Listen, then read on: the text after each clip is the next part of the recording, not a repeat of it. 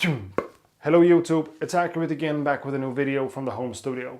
Now in this one I'm taking a look at the Teenage Engineering OPC and I'm gonna announce the first winner of my Native Instruments giveaway. Accurate Beats. Alright, here we are, so let's move stuff out of the way a little bit. And here is the package. Nice little pouch. That's the stuff. Let's put this one away for now. And let's focus on the OPC multimedia synthesizer and sequencer. So I guess this thing needs to be...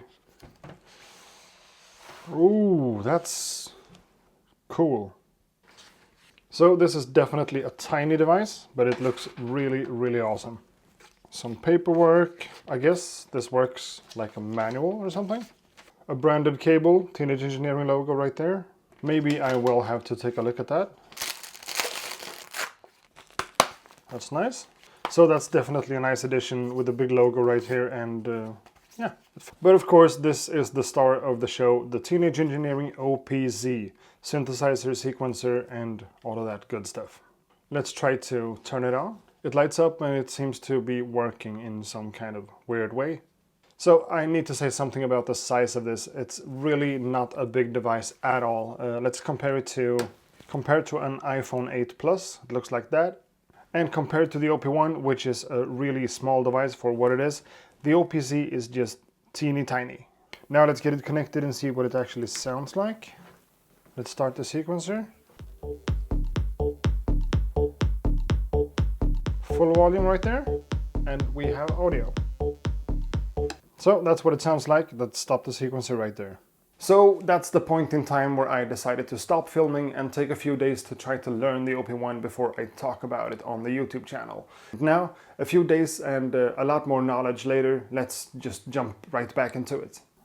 So without going too much into the details of it all, I pretty much have 4 different drum parts and 4 different synth parts. One is dedicated to kick drums,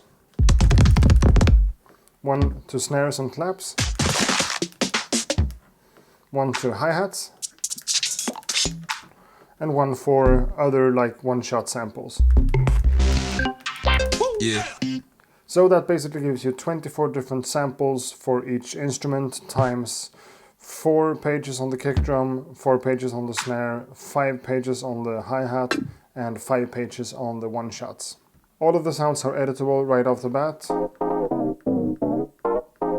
So there we have some nice and simple access to stuff like changing the pitch, adding a filter on top of a sample, making it reverse, or changing the envelopes, adding LFOs, or simple effects, and yeah, simple stuff like that. Then again we have 4 different synth modes. One is dedicated for bass sounds.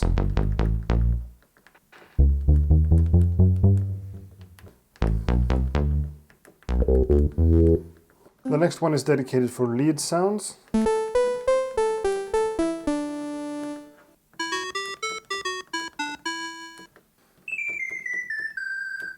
The next one is an arpeggio.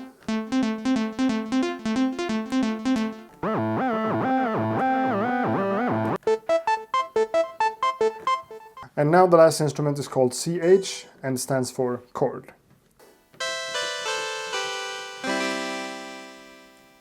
And for these instruments, the 4 knobs actually works differently on 4 different pages and starts with stuff like some changes to the actual synth engine as well as a filter. Page 2 changes the envelope. Page 3 is for the LFO.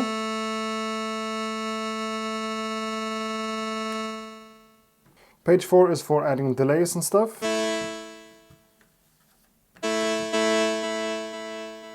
And changing the volume of the actual instrument. The arpeggio instrument works kind of differently on the blue page, where the 4 different knobs controls the actual arpeggio effect.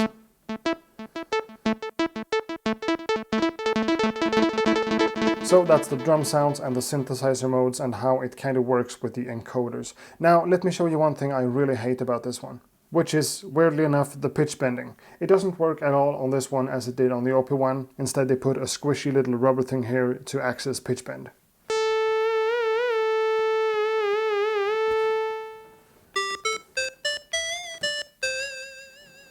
It just sucks. Well, I guess it is what it is. But one really cool thing about the OPC is that it actually has an iOS device for iPhone or iPad. So if it ever feels like the OPC lacks a display, I can just connect my iPhone like this and it works seamlessly over Bluetooth. I find this really helpful, especially when I'm working with the LFO and I'm trying to change the yellow knob, which is the destination of the LFO, from one thing to another. That's hard to figure out from the hardware unit, but really simple to understand using the iPhone app. The iOS app is also what lets you do motion graphics and animations and stuff, so sequencing things like this is also an option on the OPC. But I haven't really gotten around to take a deeper look into that. I'm just having way more fun with the OPC not connected to the iPhone app and just standalone like this, but that's just me. So let's talk about the sequencer a little bit. Let's go into the first pattern and make sure that is empty. Now the top row of buttons here is actually working as a step sequencer when you just play it like this. So let's pick one of the snare sounds, that one. Then we can just press the buttons here and like that it's sequenced. Let's turn the metronome on. So there we have a simple little one bar loop with some snares. Let's go to a kick drum and do the same thing here.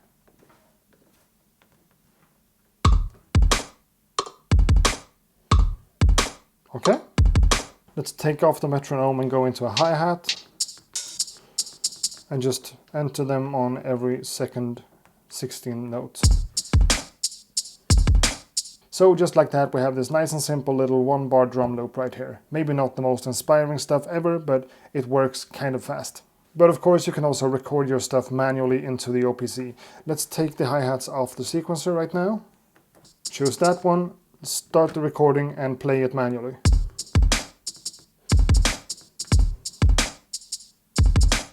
And that right there is one of the things that I really appreciate about the OPC. When I record something manually, it stays as it was. I can quantize it if I want to, but it doesn't quantize automatically like some other devices do, so that's really good. Now let's go into one of the synthesizers and actually make a pattern that is 4 bars instead of 1 bar. And now I have to play stuff manually in order to get it working. So let's give it a try.